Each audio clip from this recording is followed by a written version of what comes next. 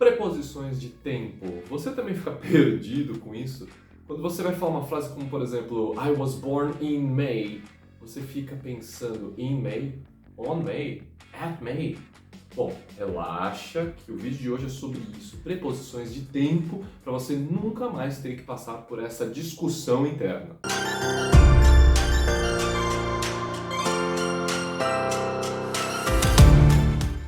Bom, não é segredo para ninguém que as preposições são um verdadeiro inferno na nossa vida quando você está começando a aprender inglês. É uma confusão, a gente nunca sabe se coloca in, on, at, quando está falando uma data ou se referindo a algum momento muito específico.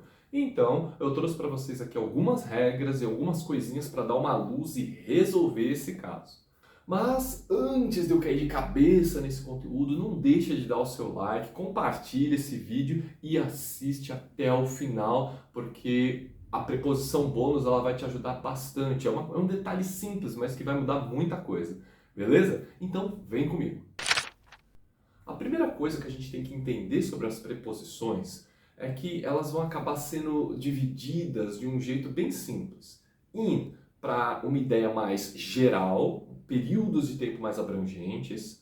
On para períodos um pouco mais específicos, datas, enfim, a gente já vai ver daqui a pouquinho. E at para momentos mais específicos, momentos mais precisos, ok? Guarda isso que vai fazer muito sentido do jeito que eu vou mostrar para vocês as expressões e as preposições agora. Começando com a preposição in. In eu utilizo para falar sobre períodos de tempo um pouco maiores, mais abrangentes, como por exemplo, meses, anos, algumas estações do ano, como por exemplo, verão, inverno. Então como que ficaria? Eu posso dizer in July, in 2024, in the summer. Nessas situações eu vou utilizar a preposição in. Não tem que inventar moda, não tem que colocar mais nada. Fixa isso e vai direto. Muito abrangente, tempos mais longos, use in. A próxima preposição é on. O on ele já é um pouquinho diferente. Lembra que eu comentei que ele é um pouco mais específico? Então, eu vou utilizar ele para falar sobre datas específicas, dias da semana. Por exemplo, eu direi on Monday, on Tuesday, on Friday, on para todos os dias da semana, incluindo o weekend, on Saturday and Sunday. E eu também vou utilizar para quando eu tenho a palavra day junto com o feriado. Quando eu quero dizer Christmas Day, on Father's Day, on Children's Day, sempre que eu tenho essa palavra day, eu vou trazer a preposição on, beleza? Isso daí já vai ajudar você a começar a fazer uma separação de quando eu uso in e quando eu uso on para falar de tempo. O terceiro item da nossa lista de preposições é o at. Esse aqui causa muita confusão. Lembre-se, a gente está falando de tempo. E o at, por ser a preposição que carrega a ideia específica, marquem isso, a gente vai utilizar quando? Quando eu falar de horas ou momentos específicos do meu dia. Por exemplo, at 7:30, at 8 o'clock, ou at lunch, at dinner. Percebe que é diferente? Eu não estou falando de um período, eu estou falando de um momento específico, uma hora bem precisa ali, ó, no almoço, no jantar, às 7 horas. E isso daí já faz uma boa diferenciação entre in, on, at. Beleza? E o nosso bônus? Eu falei que eu ia falar de mais uma preposição de tempo para vocês. Eu quero falar sobre o for.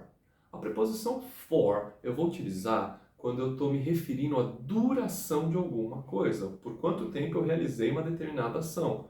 Por exemplo, yesterday I studied for 2 hours. Ontem eu estudei por 2 horas. Essa foi a duração da ação que eu realizei ontem. Então, sempre que você precisar expressar a ideia de por quanto tempo você fez algo, você vai utilizar o for. E eu vou trazer mais duas preposições que eu acho muito importante aqui dentro desse pacote bônus. Uma delas é o by, que significa até, mas é até com a ideia de que você tem até um determinado prazo para concluir alguma coisa. Por exemplo, I have to deliver this report by Friday. Eu tenho que entregar esse relatório até sexta. Olha que interessante. Então, eu uso by para quando eu tenho um prazo limite para entregar alguma coisa. É um até com essa ideia. A próxima palavra que eu vou trazer para vocês é o until, que significa até. A palavra until significa até, mas ela indica o ponto final de uma determinada ação. É quando ela foi concluída. Por exemplo, I'll work until 5 p.m. Eu vou trabalhar até as 5 da tarde. É um pouco diferente do que a gente viu agora há pouco, que é o by, que é quando eu mostro o prazo que eu tenho para concluir uma determinada ação.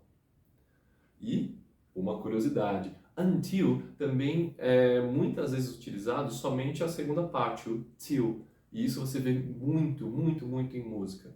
Então você pode tanto falar until quanto till. Bom, pessoal, esse foi o vídeo de hoje. Ele é um pouquinho mais curtinho, que é para dar para você assistir até ao final, anotar tudo que você precisa. Espero que você tenha gostado. Não esqueçam de se inscrever nesse vídeo. Agradeço de coração você ter ficado comigo até o final e a gente se vê no próximo vídeo. Valeu!